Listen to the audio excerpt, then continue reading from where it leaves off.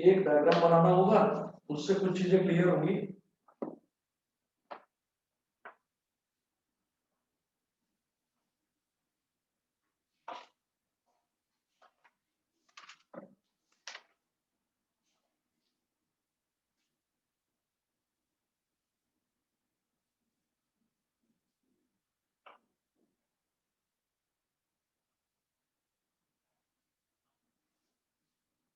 यहाँ पर मान लीजिए कि कोई भी पानी या कोई भी लिक्विड भरा हुआ है, उसको मैं बोल रहा हूँ डेंसर मीडियम। Denser medium. और फिर ऊपर एटमॉस्फेयर है, इसमें एयर ही एयर है, चारों तरफ मिक्सचर ऑफ गैसेस है। इसको मैंने बोल दिया रेयरर मीडियम। डेंसर मीडियम और रेयरर मीडियम। एक मिनट जरा मैं इसको एडजस्ट कर दूं, दिखाई नहीं दे रहा होगा। हाँ जी, अब दिख रहा है ना प्रॉपर? हाँ सर। रेयरर मीडियम हो गया और डेंसर मीडियम हो गया। अब देखिएगा कि एक रे ऑफ लाइट, अब हम ना जरा उल्टा सोचेंगे। हमने ज्यादातर जो केसेस देखे थे उसमें हम ये देखते थे कि रे ऑफ लाइट यहाँ से आई और फिर रिफ्लेक्ट हो गई, अंदर गई, इस मीडियम से आई इस मीडियम में। उल्टा देखेंगे, रे ऑफ लाइट डेंसर से रेयर में आ रही है, ray of light denser medium से रेयर मीडियम में आ रही है। तो देखो कैसे होगा। हमने बोला कि कोई एक ऑब्जेक्ट है, इस ऑब्जेक्ट को मैंने बोल दिया ओ। तो ऑब्जेक्ट से निकलने वाली रेज ऑफ लाइट कितनी होंगी? बहुत सारी होगी, इनफाइनाइट होगी। तो वो जो है वो से एक रे ऑफ लाइट परपेंडिकुलर आती है इस पर,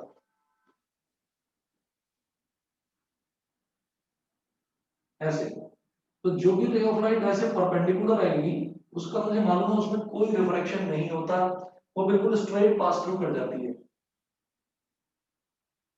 तो ये रे ऑफ लाइट हमारी बिल्कुल ऐसे स्ट्रेट निकल गई।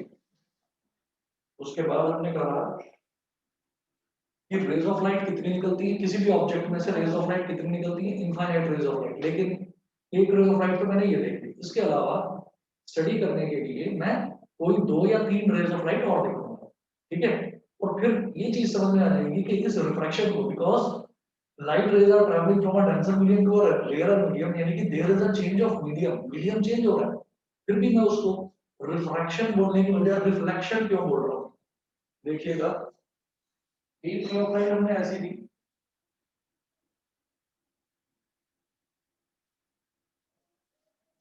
इस रे ऑफ लाइट को मैं बोल दूंगा फर्स्ट रे,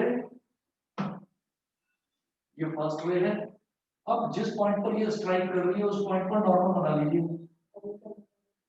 हाँ, तो ये डेंसर से रेयर में जा रही है, तो it will move away from normal,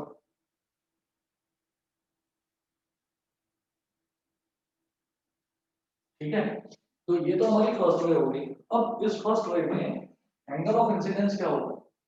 जो ये इंसिडेंट रे नॉर्मल के साथ एंगल बना रही है, ये तो हो गया आई, यानी कि एंगल ऑफ इंसिडेंस। जो ये रिफ्रैक्टेड रे नॉर्मल के साथ एंगल बना रही है, ये हो गया एंगल ऑफ रिफ्रैक्शन, ठीक है? ये हो गया। उसके बाद देखिएगा,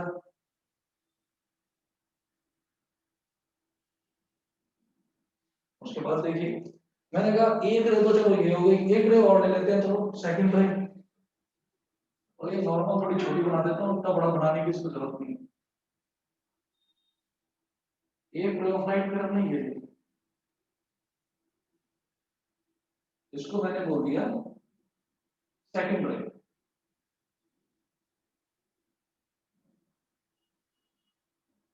अच्छा, आई और आर यहाँ पर भी फिर वही होगा।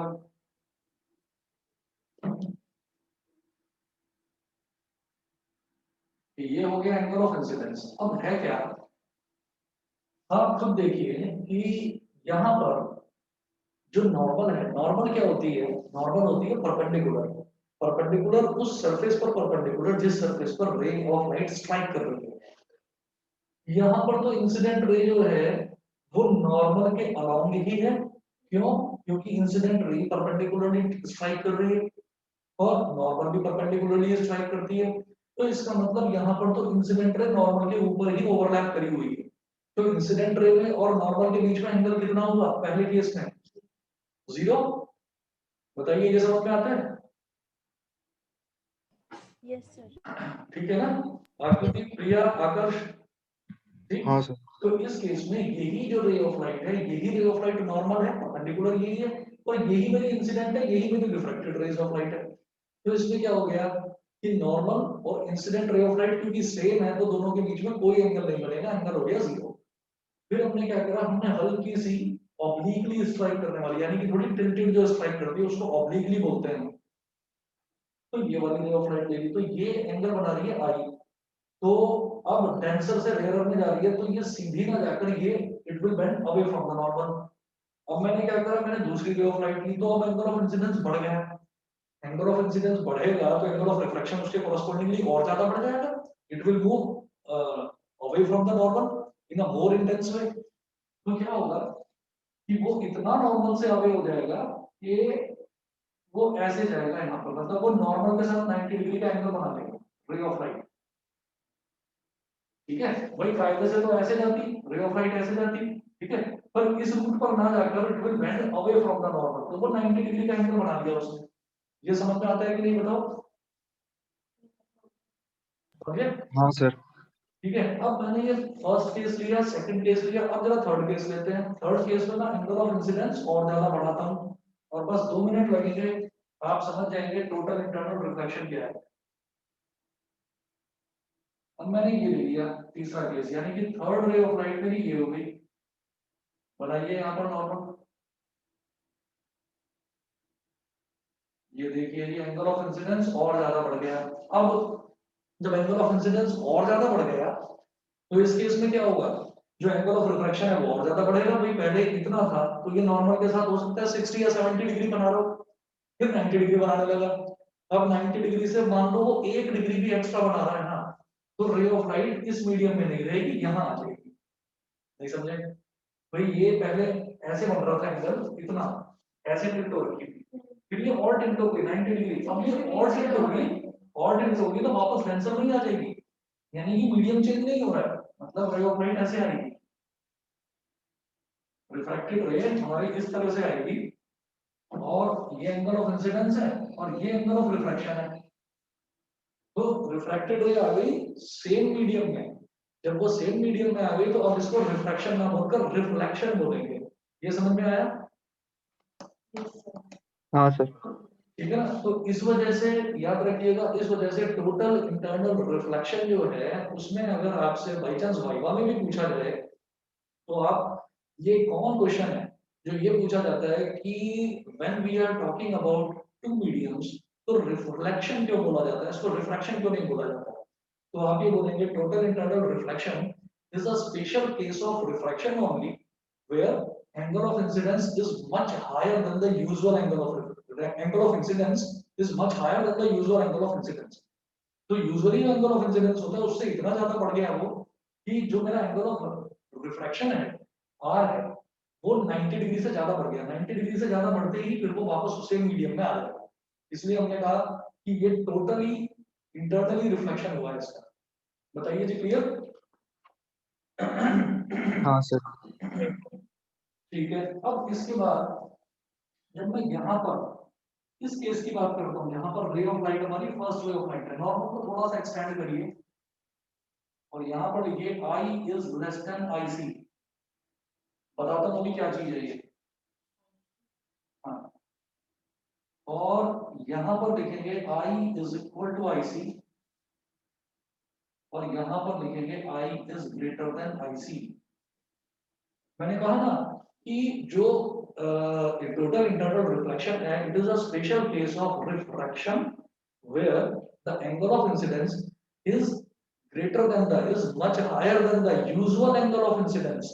usual angle of incidence क्या होता है, ये तो हमने अभी तक सुना ही नहीं। हम उसको बोलते हैं critical angle of incidence। IC, C stands for critical and I is for angle of incidence। तो क्रिटिकल एंगल ऑफ इंसिडेंस वही हो गया कि ये वो आखिरी पॉइंट है, ये वो आखिरी पॉइंट है जब जिसके बाद आपकी जो रे ऑफ लाइट है वो वापस सेम मीडियम में आ जाएगी। बताइए, क्लियर? हाँ सर। ठीक है जी। तो ज्यादा जिस जिस केस में भी हमारा, और होता कैसे है, ये तब होगा जिस केस में भी हमारा जो डेंसर मीडियम है वो बहुत ज्यादा डेंस है, जैसे आपने बोला इसमें ग्लास स्लैब और वाटर के बीच में नहीं होगा। तो मैं बताता हूँ ऐसा क्यों है। देखिए टोटल इंटरनल रिफ्लेक्शन के दो एग्जांपल्स हैं जो मोस्टली पढ़े जाते हैं और पढ़ाए जाते हैं। पहला एग्जांपल रेनबो, ठीक है। रेनबो कब दिखाई देता है? रेनबो तब दिखाई देता है बेटा जब बारिश होती है, बारिश के बाद में। तो बारिश के बाद में ही रेनबो क्यों दिखाई देता है? आप कहोगे कि रेनबो में क्या होता है कि जैसे बारिश हुई, बारिश होने के बाद में क्या है कि जितना भी पूरा एटमॉस्फेयर है, एटमॉस्फेयर में ह्यूमिडिटी बढ़ गई। ह्यूमिडिटी बढ़ने का मतलब क्या है? एटमॉस्फेयर में छोटे छोटे छोटे छोटे वाटर ड्रॉपलेट्स हैं, बहुत बारीक बारीक, ठीक है। तो आप सब लोग जानते हैं कि हम लोग पहले घरों में टीवी देखा करते थे, फिर हमने एलसीडी टीवी देखना शुरू करा। एलसीडी टीवी में क्या होता था कि एक बारीक सी लेयर होती थी आगे, एक बारीक लेयर पीछे होती थी और बीच में एक लिक्विड भरा रहता था, इसीलिए उसको बोलते थे लिक्विड क्रिस्टल डिस्प्ले, एलसीडी। अब हम देखते हैं एलईडी टीवी। एलईडी एलईडी क्या होता है? Light emitting diode. डायोड होते हैं बहुत बारीक बारीक छोटे छोटे बल्ब। तो जो स्क्रीन होती है ना वो टीवी की, जो हम एलईडी टीवी की बात करते हैं, तो उसमें ऐसे ऐसे ऐसे ऐसे ऐसे ऐसे ऐसे ऐसे बहुत छोटे छोटे बल्ब्स होते हैं, बहुत छोटे छोटे बल्ब्स होते हैं। और वो जो बल्ब्स है ना वो एनलाइटन करते हैं, मतलब एलईडी होती है, एलईडी के आगे एलईडी के आगे फिर वो एक क्रिस्टल डिस्प्ले लगा रहता है, ठीक है, एलसीडी वाला वो लगा रहता है, लेकिन पीछे जो बल्ब्स हैं ये बल्ब्स उसको एनलाइटन करते हैं, रोशनी डालते हैं। तो आप ये देखिए कि ये बल्ब्स इतने ज्यादा होते हैं, इतने ज्यादा होते हैं और इतने छोटे छोटे होते हैं कि ये जब पूरा एक लाइन में ऐसे इतनी बहुत सारी रोज बनी होती हैं और बहुत सारे कॉलम्स बने होते हैं, तो जब वो एक साथ रखे जाते हैं ना तो ऐसा लगता है कि जैसे एक बड़ी लाइट की शीट हो। सेम वही चीज है कि जब बहुत छोटी छोटी छोटी छोटी वाटर ड्रॉपलेट्स होती हैं जो कि एटमॉस्फेयर में प्रेजेंट हो जाती है जस्ट आफ्टर अ रेनफॉल, तो उसके बाद में वाटर ड्रॉपलेट्स पूरे एटमॉस्फेयर में ऐसे स्प्रेड हो जाती हैं कि ऐसा लगता है जैसे वाटर ड्रॉपलेट्स की एक पूरी शीट हो एटमॉस्फेयर। और वो जो शीट है, that sheet behaves like water, कि वो वाटर की पूरी एक शीट है। अब वाटर है तो वाटर में रिफ्लेक्शन तो होगा ही होगा, ठीक है। तो अब आप ये कहेंगे कि रेनफॉल के बाद ही ऐसा क्यों होता है? रेनफॉल के बाद ऐसा इस वजह से होता है क्योंकि अब एटमॉस्फेयर में harmful poisonous gases, dust particles वो है ही नहीं। तो जो पूरा एटमॉस्फेयर है अब वो रेयरेस्ट मीडियम हो गया है। क्यों? क्योंकि उसमें डस्ट पार्टिकल्स है ही नहीं। बारिश होने के 1 2 3 घंटे के बाद जब फिर से यूजुअल ट्रैफिक शुरू हो जाता है, पॉल्यूशन शुरू हो जाता है, तो धीरे धीरे गैसेस वगैरह फिर एटमॉस्फेयर में अपनी जगह बना लेती हैं, फिर रेनबो भी गायब हो जाता है। रेनबो गायब क्यों हुआ? क्योंकि अब वो रेयर मीडियम जो था एटमॉस्फेयर, अब वो उतना रेयर मीडियम नहीं था। जो वाटर ड्रॉपलेट्स थी, water droplets behaves like a denser medium and the entire atmosphere except those water droplets will that acts like a rarer medium। तो वो इतना रेयर हो जाता है कि उसको हम रेयरेस्ट मीडियम बोल देते हैं। बताइए जी, क्लियर है? तो हर केस में टोटल इंटरनल रिफ्लेक्शन नहीं होगा। टोटल इंटरनल रिफ्लेक्शन तब होगा जब डेंसर मीडियम बहुत ज्यादा डेंस है और रेयर मीडियम बहुत ज्यादा रेयर है। बताइए, क्लियर है? आकर्ष, हाँ सर। क्लियर? क्लियर? हाँ, दूसरा बताता हूँ। अब आप देखिएगा कि ये तो हो गया हमारा रेनबो का एग्जांपल, ठीक है। तो क्योंकि बहुत ज्यादा वो रेयर मीडियम हो जाता है जो एटमॉस्फेयर है, तो बहुत ज्यादा, मतलब ये बहुत ज्यादा नॉर्मल से बेंड होने लगता है और फिर ये वापस उसी में आ जाता है वाटर ड्रॉपलेट्स के अंदर ही। तो जो छोटी छोटी वाटर ड्रॉपलेट्स हैं वो रिफ्लेक्टिंग ग्लास प्रिज्म्स की तरह एक्ट करती हैं। और होगा तो टेलीग्राफ।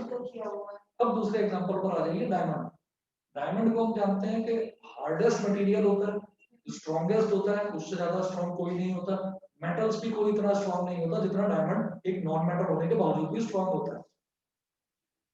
इसका मतलब क्या है कि डायमंड जो है, डायमंड बहुत ज्यादा डेंसर मीडियम है, जिसको मैंने बोल दिया कि hardest substance on this earth, strongest substance on this earth.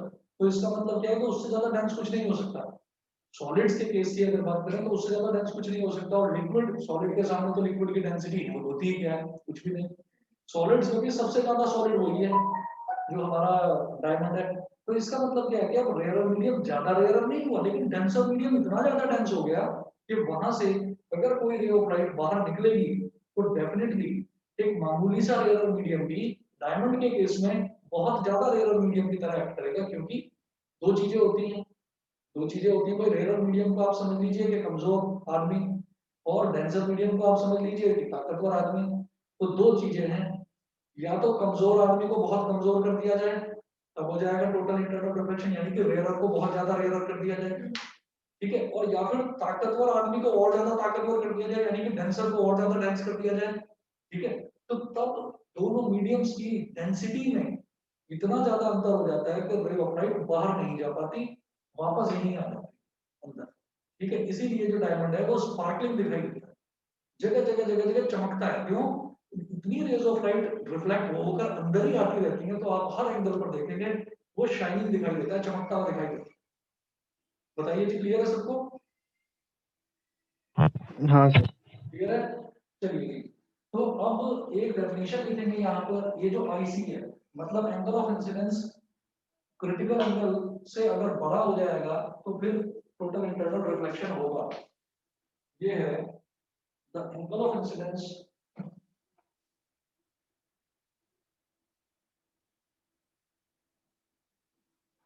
the angle of incidence in the angle of incidence in the denser medium। याद रखिएगा बेटा, टोटल इंटरनल रिफ्लेक्शन तभी होगा जब लाइट रे डेंसर से रेयर मीडियम में जाएगी। The angle of incidence in the denser medium for which the angle of reflection in the rarer medium for which the angle of refraction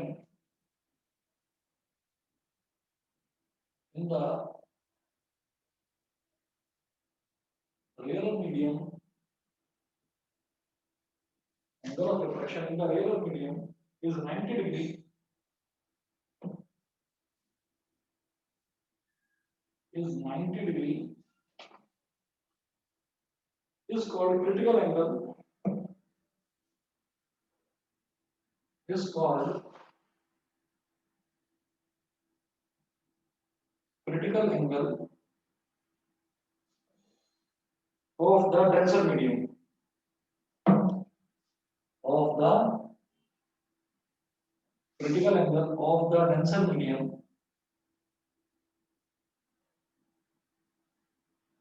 and denoted by IC, denoted by IC।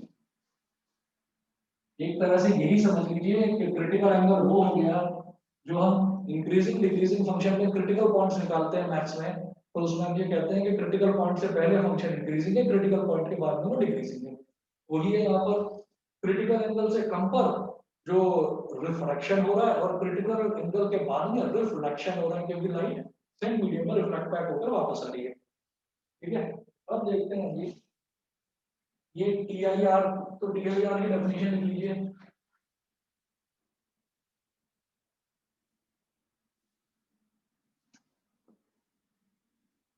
The phenomena in which a ray of light traveling at an angle of incidence, total internal reflection,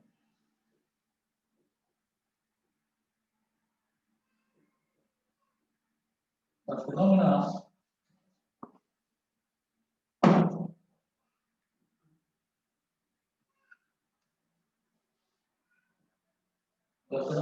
in which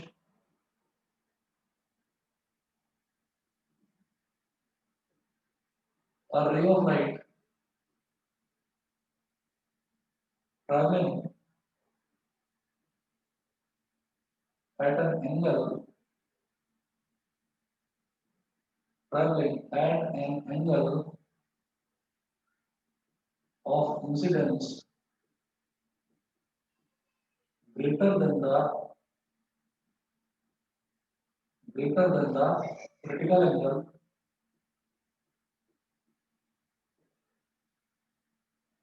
greater than the critical angle from denser rarer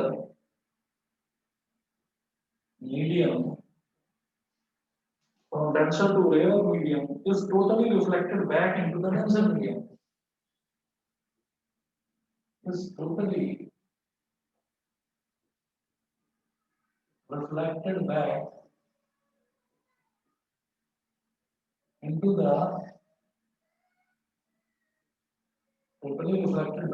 the denser medium.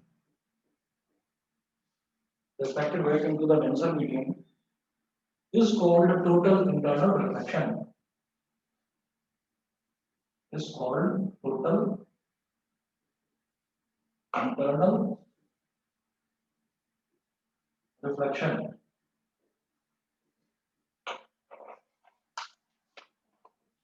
Is called total internal reflection. ठीक है, अब दो conditions हैं, necessary conditions for TIR.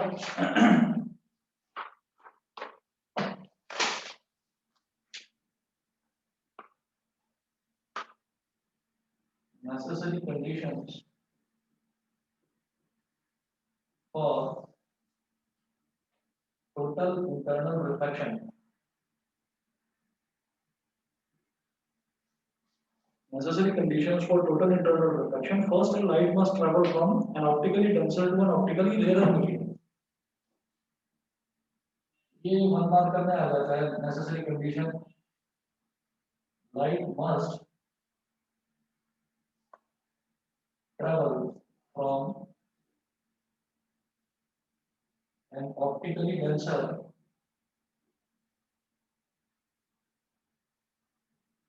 to optically rarer medium.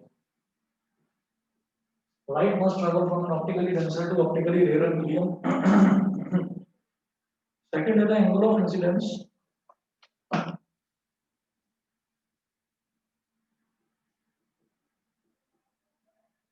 The angle of incidence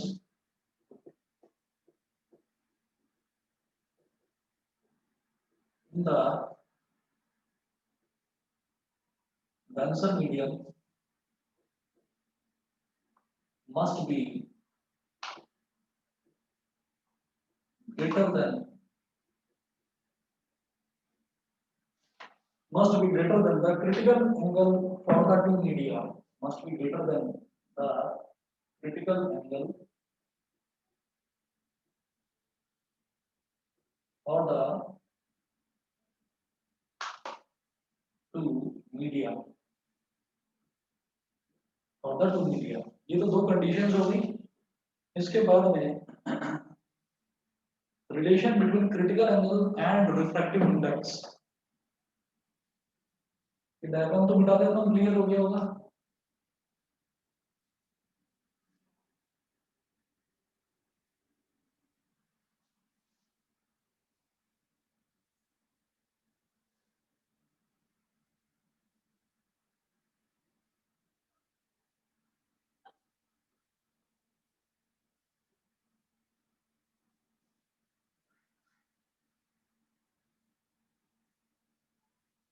Relation between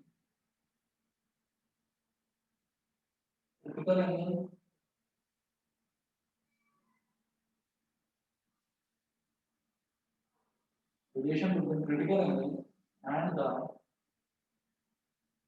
refractive index.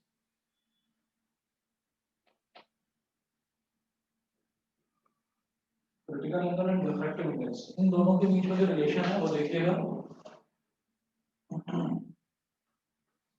हमने ये कहा कि जो डेंसर मीडियम है, डेंसर मीडियम को आप 2 मान लीजिए और रेयर मीडियम को 1 मान लीजिए.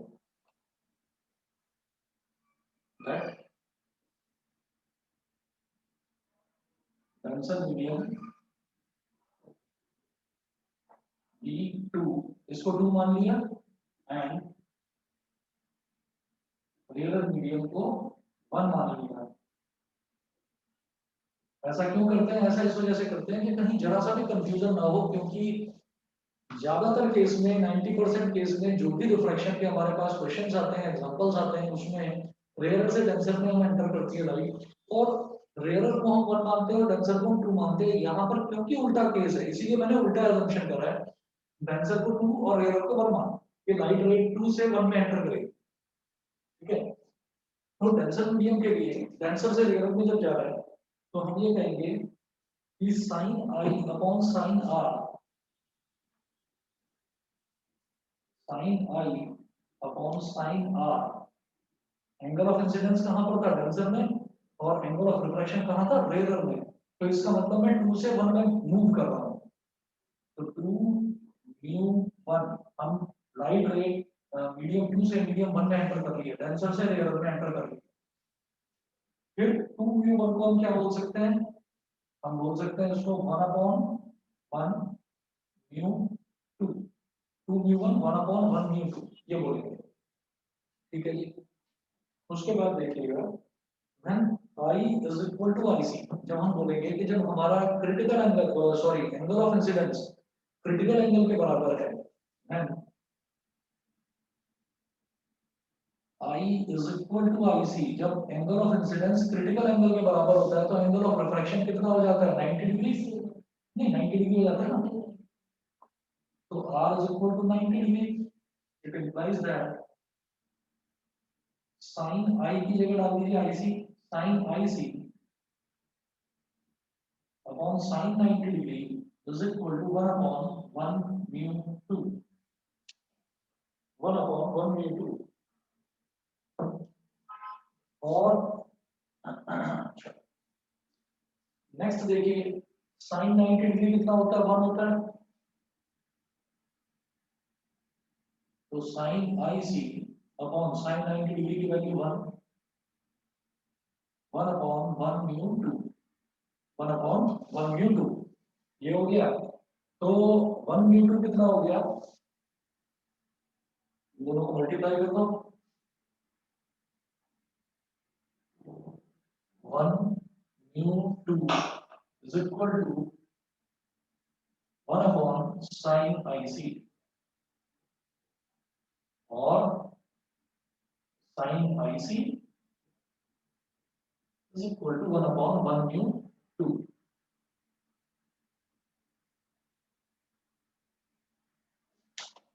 ये रिलेशन हो गया रिफ्रैक्टिव इंडेक्स में और क्रिटिकल एंगल में। फिर हम बोलेंगे इफ द रेयर मीडियम, जो मोस्ट ऑफ द केसेस में ऐसा होता है कि जो रेयर मीडियम होता है, रेयर मीडियम जो है उसको हम एयर लेते हैं, तो if the rare medium is air,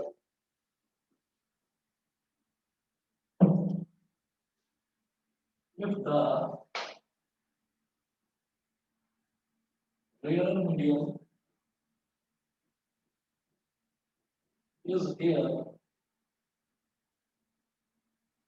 if the real medium is air, then mu1 is equal to 1, air का refractive index 1 होता है, तो refractive index of air, सिर्फ air का refractive index कितना हो गया, 1। अच्छा बस 1 मिनट रुक जाइए, अभी बताता हूँ कि इसका रिफ्रैक्टिव इंडेक्स 1 क्यों है। अच्छा, और जो हमारा दूसरा है mu2 and mu2 is equal to mu से, मैंने आपको ये बताया था अगर रे ऑफ लाइट, अगर रे ऑफ लाइट किसी एंटर से, किसी मीडियम से किसी दूसरे मीडियम में एंटर करती है तो हम उसका रिफ्रैक्टिव इंडेक्स निकालते हैं। तो रिफ्रैक्टिव इंडेक्स उस मीडियम का होता है जिस मीडियम में लाइट रे एंटर करती है, जिस मीडियम में लाइट रे एंटर करती है। और कैसे निकाला जाता है, जो रिफ्रैक्टिव इंडेक्स होता है ना वो हमेशा विद रिस्पेक्ट टू एयर निकाला जाता है। अगर मान लीजिए ग्लास का रिफ्रैक्टिव इंडेक्स दे रखा है तो हम ये बोलेंगे कि light must be entering from air into glass, उसको बोलेंगे ग्लास का रिफ्रैक्टिव इंडेक्स। मीडियम 2 का रिफ्रैक्टिव इंडेक्स निकाल रहा है तो light must be entering from air into medium 2, तो ऐसा होता है। तो अगर एयर का ही रिफ्रैक्टिव इंडेक्स निकाला जाए तो क्या बोलेंगे कि light must be entering from air into air, तो लाइट जब एयर से ही एयर में आएगी तो ये हो जाएगा 1 mu1, mu1 का मतलब कि लाइट 1 से 1 नहीं आ रही है, मतलब एयर से एयर नहीं आ रही है। और 1 mu1 क्या होता है, ये जैसे होता है ना 1 mu2, तो 1 mu2 का मतलब होता है mu2 upon mu1, mu2 upon mu1। अब 1 mu1 है तो इसका मतलब क्या हो गया, mu one upon mu one, इसलिए ये वन है। बताइए जी, क्लियर है? क्लियर है आकृति, प्रिया, आकर्ष? Yes sir. हाँ सर क्लियर है। ठीक है, तो अब हमने कहा कि वन म्यू वन वन हो गया, क्योंकि एयर है पहला मीडियम और दूसरा मीडियम, उसको मैंने म्यू मान लिया, म्यू टू को। तो one mu two, therefore one mu two is equal to one upon sine I C. One mu two को क्या लिखेंगे? Mu two upon mu one, mu two upon mu one is equal to one upon sine I C. और mu two को मैंने क्या माना है? Mu, और म्यू वन तो एयर है, तो उसका तो हो गया वन, वन अपॉन साइन आई सी। तो mu is equal to one upon sine I C. ये स्पेशल केस है बेटा, जब हमारा फर्स्ट मीडियम एयर हो, जब फर्स्ट मीडियम यानी कि रेयर मीडियम जब एयर होगा, उस केस की बात कर रहे हैं।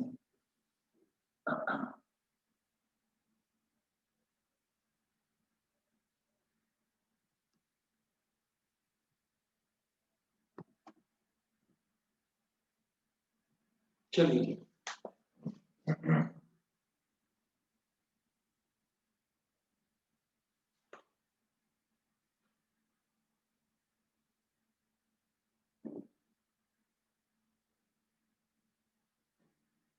चलिए अब इसके बाद कुछ मैं आपको एक दो न्यूमेरिकल्स कराऊंगा इसमें, वो भी वन मार्कर्स नहीं आते हैं न्यूमेरिकल्स के, छोटे छोटे डायरेक्ट फॉर्मूला बेस्ड है।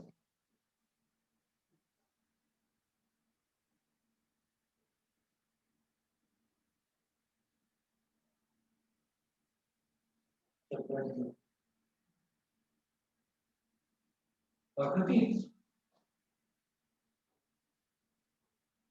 आकृति, यस सर। जियो चल रहा है तुम्हारी सोसाइटी में? नहीं सर, नहीं चल रहा, परसों से बहुत अभी अभी चेक करो, अभी चेक करो, मेरा भी सुबह से नहीं चल रहा था, वो लाइट ब्लिंक कर रही थी, अभी लाइट स्टेबल हुई है। नहीं सर, एक्चुअली अभी ना मैं बाहर हूँ, अभी निकली थी तो तब तक तो पता नहीं था, मतलब रेड लाइट ही आ रही। चलिए ठीक है, यहाँ तो अभी अभी चलना शुरू हुआ है, मैंने तो दूसरे नेटवर्क से कनेक्ट कर रखा है। चलिए जी, एक क्वेश्चन देखिएगा, find the value of critical angle,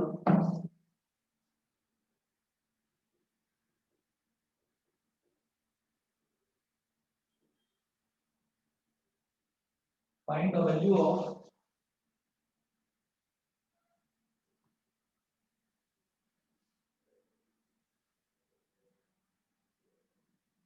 find the value of critical angle,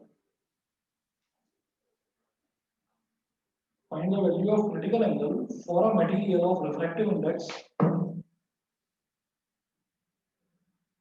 for a material of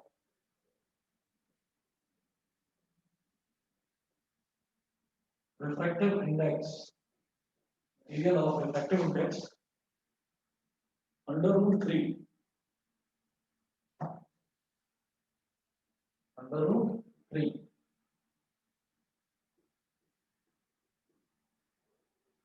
ठीक है, बेहद आसान है। Find the value of critical angle for a material of refractive index root 3। तो इसका मतलब सीधा सीधा ये है कि जब मटेरियल का रिफ्रैक्टिव इंडेक्स रूट 3 दे रखा है, तो मैं पहले भी आपको बता चुका हूँ कि अगर रिफ्रैक्टिव इंडेक्स दे रखा है दैट, इसका मतलब क्या है कि light must be entering from air into that medium. इसका मतलब मेरा जो पहला मीडियम है वो एयर है, ठीक है। और क्रिटिकल एंगल निकाल रहे हैं, इसका मतलब मैं पहले से दूसरे में नहीं आ रहा हूँ, मैं दूसरे मीडियम से पहले में जा रहा हूँ। तो सीधा सीधा हमारा ये वाला रिलेशन यूज होगा इसमें। अगर दे रखा होता है स्पेशली कि दूसरा मीडियम कुछ और है, तब वो वाला फॉर्मूला लगाते हैं हम, ये वाला, ठीक है। तो इसका मतलब यहाँ पर mu is equal to one upon sine I C. तो sine I C is equal to one upon mu, sine I C क्या हो गया फिर? One upon root 3। अभी tan होता तो समझ में आ जाता, वन अपॉन रूट 3 30 डिग्री पर होता है, लेकिन साइन के केस में वन अपॉन रूट 3 नहीं आता। तो हम क्या करेंगे, इसको नीचे भी रूट 3 से मल्टीप्लाई, ऊपर भी रूट 3 से multiply. sin IC is equal to root 3 upon 3. sin IC is equal to root 3 की वैल्यू होती है 1.732 अपॉन 3, इसको डिवाइड करिए 3 0 0 17 आ गया, 3 5 का 15, 17 minus 15 कितना हो गया 2 23, 23 3 7 जा 21, 23 minus 21 कितना हो गया 2 22, 3 7 जा 21 और फिर again 3। तो IC क्रिटिकल एंगल कितना हो गया sin इनवर्स 0.5773।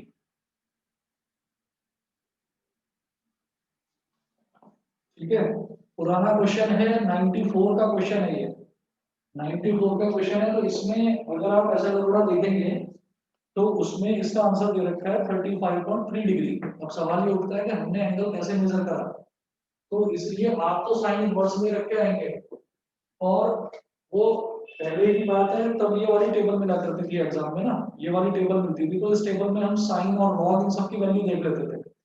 पुराना क्वेश्चन है, तो आप आज की तारीख में अगर ये क्वेश्चन आता है तो मुझे कुछ नहीं करना, मुझे बस साइन इनवर्स की फॉर्म में इसको छोड़कर आ जाना है और कुछ नहीं करना। बताइए जी, क्लियर है? Yes sir. हाँ सर। चलिए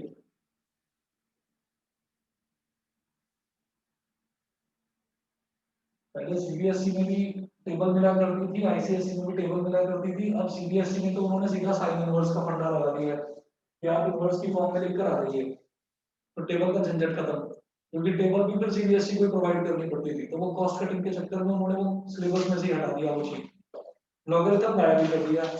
और उन्होंने क्या करा आईसीएसई बोर्ड वालों ने, उन्होंने 11th क्लास में आते बच्चों के हाथ में कैलकुलेटर पकड़ा दिया कि आप कैलकुलेटर, साइंटिफिक कैलकुलेटर आता है कैसी होगा, तो उसमें क्या है कि उसमें आप कोई भी वैल्यू निकाल सकते हैं, साइन कॉस टेन लॉग कुछ भी। तो बच्चे 10th क्लास में ही बस जैसे जैसे ऊपर ऊपर से फॉर्मूले याद कर लेते हैं, उसके बाद 11th में उनको कोई जरूरत ही नहीं पड़ती सब कुछ। इनफैक्ट 2-3 ऐसे भी कैलकुलेटर आते हैं जिनके अंदर फॉर्मूले सारे के सारे वो भी अंदर ही मेंशन होते हैं, मेमोरी होती है उनके अंदर, और बच्चे फॉर्मूले भी उसी में सेव करके चले जाते हैं, डिफरेंशिएशन के इंटीग्रेशन के सारे फॉर्मूले। होता क्या है, वो जो कैलकुलेटर है वो रेस्ट्रिक्टेड कैलकुलेटर्स हैं, वो अलाउड नहीं होते, लेकिन स्क्रीन दोनों की सेम होती है। तो बच्चे इतने कलाकार होते हैं कि उसकी स्क्रीन निकाल के और जो छोटे वाला कैलकुलेटर होता है उसकी स्क्रीन लगा लेते हैं कि देखिए सर मैं तो बिल्कुल बेसिक कैलकुलेटर लेकर आया हूँ। तो ये आईसीएससी में इसीलिए बच्चों की परसेंटेज जो है ना मैथ्स में और फिजिक्स में बहुत हाई आती है, उनके न्यूमेरिकल को भी गलत नहीं होते। चलिए जी अगला देखते हैं, calculate the speed of light.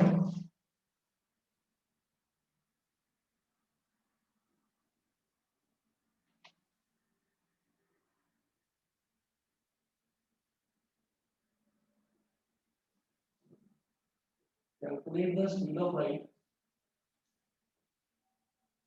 in a medium whose critical angle, the medium whose critical angle is 30 degree। Critical angle 30 degree है। तो आप ये देखिएगा कि सबसे पहले तो मैं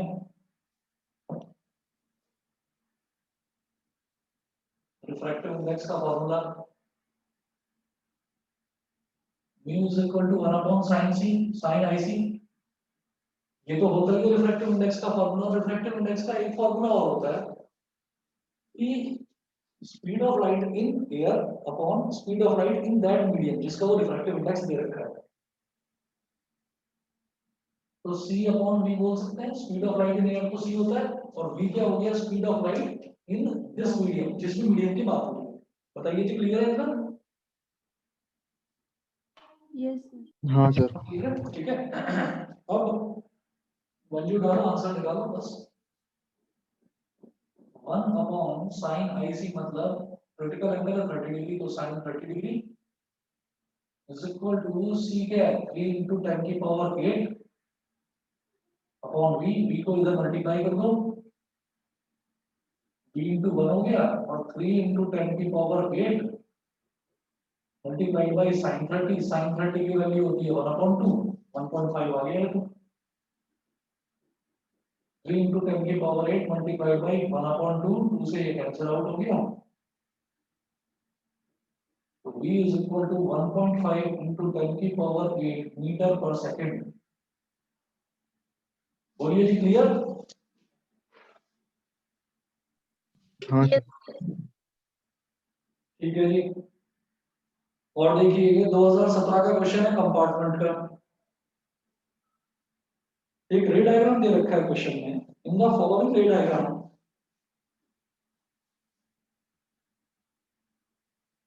जल्दी कर दो।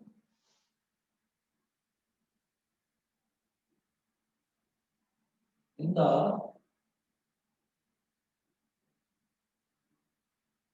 following ray diagram,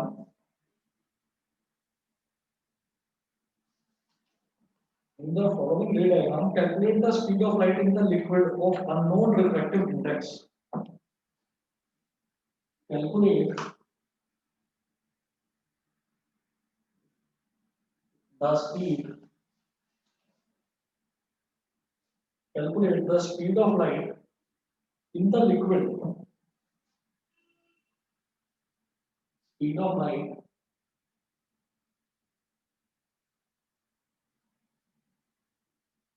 in the liquid of unknown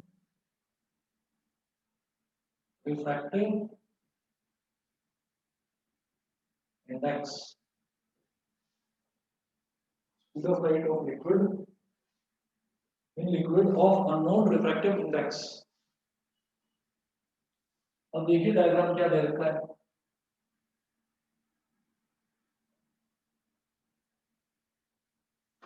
आकृति और आकर्ष अगर ऐसा जुड़ा है तो मैं बता देता हूँ, उसमें पेज नंबर 15.26 पर एग्जांपल नंबर 28 है, ये एग्जांपल ठीक नंबर है सर। 28। हाँ, करवाई रहा हूँ, देख लीजिए डायग्राम में दे रखा है।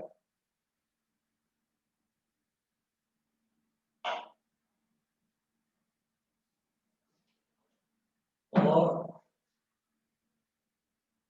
ये समझ लीजिए लिक्विड की टॉप सरफेस है जहां से रिफ्लेक्शन होगा, ये लिक्विड है।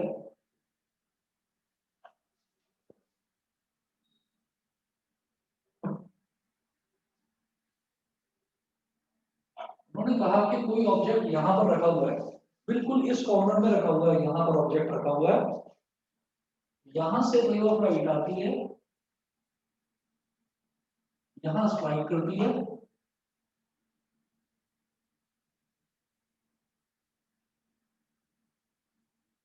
और स्ट्राइक करने के बाद में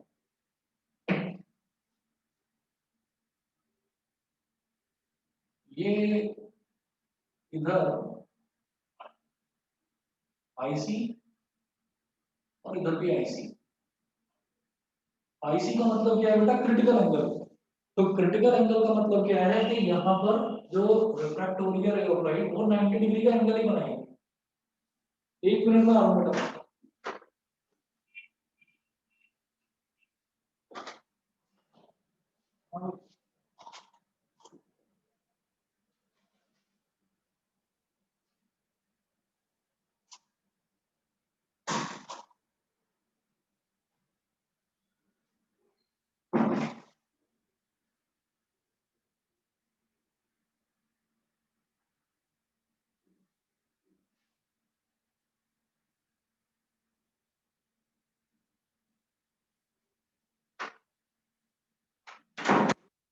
और इसके अलावा 30 सेंटीमीटर और 40 सेंटीमीटर ये लेंथ दे रखी है। 30 सेंटीमीटर यहाँ से यहाँ तक वाली, और यहाँ से यहाँ तक वाली लेंथ दे रखी है 40 सेंटीमीटर। और अब आपको समझ में आ गया होगा कि ऑब्जेक्ट इन्होंने इस कॉर्नर पर ही क्यों रखा है। ऑब्जेक्ट कॉर्नर पर रखेंगे तो ये angle of critical angle IC और यहाँ वाला क्रिटिकल एंगल आईसी ये दोनों इक्वल हो जाएंगे। तो मुझे सिर्फ ये निकालना है, ये निकालते ही ये ऑटोमेटिकली निकल गया, क्योंकि ये जो इसका जो भी वेसल है, वेसल की साइड और नॉर्मल दोनों एक दूसरे के पैरेलल होंगे, ऑल्टरनेट इंटीरियर एंगल्स। तो क्या करेंगे, ये 90 डिग्री का एंगल है क्योंकि वाटर बिल्कुल ऐसा रहेगा, सरफेस के पैरेलल रहेगा और टेढ़ा तो होगा नहीं, तो 90 डिग्री का एंगल। ये परपेंडिकुलर और ये बेस दे रखा है, परपेंडिकुलर और बेस दे रखा है, लेकिन मुझे जरूरत पड़ती है साइन आईसी की। ठीक, तो मैं परपेंडिकुलर और हाइपोटेन्यूज लूंगा, तो हाइपोटेन्यूज क्या हो जाएगा इसका, हम ये कहेंगे साइन आईसी। हाँ, ये तो हो गया 30, तो 30 हो गया परपेंडिकुलर, और अपॉन हाइपोटेन्यूज क्या हो जाएगा, परपेंडिकुलर का स्क्वायर प्लस बेस का स्क्वायर और उसका under root. 30 square plus 40 square, आप समझ गए होंगे, ये परपेंडिकुलर और ये हाइपोटेन्यूज मैंने यही निकाल दिया। बताइए क्लियर है, क्लियर है, चले आगे। हाँ सर। Yes sir. ठीक है, तो sine I C is equal to 30 upon 30 का स्क्वायर हो गया 900, 40 का स्क्वायर 1600, 1600 प्लस 900 कितना हो गया 2500, 30 अपॉन अंडर रूट 2500 मतलब 50, 30 अपॉन 50, 0 से 0 कैंसिल, तो साइन आईसी की वैल्यू 3 अपॉन 5 आ गई। In the following diagram, calculate the speed of light in the liquid of unknown refractive index. तो speed of light निकालनी है, तो speed of light कैसे निकलेगी, इधर ही करते हैं कि mu is equal to 1 upon sin IC, ये भी देखा था ना, is equal to C upon V, 1 upon sin IC, यानी कि sin IC का रेसिप्रोकल sin IC 3 upon 5 आया था, तो रेसिप्रोकल कितना हो गया 5 upon 3।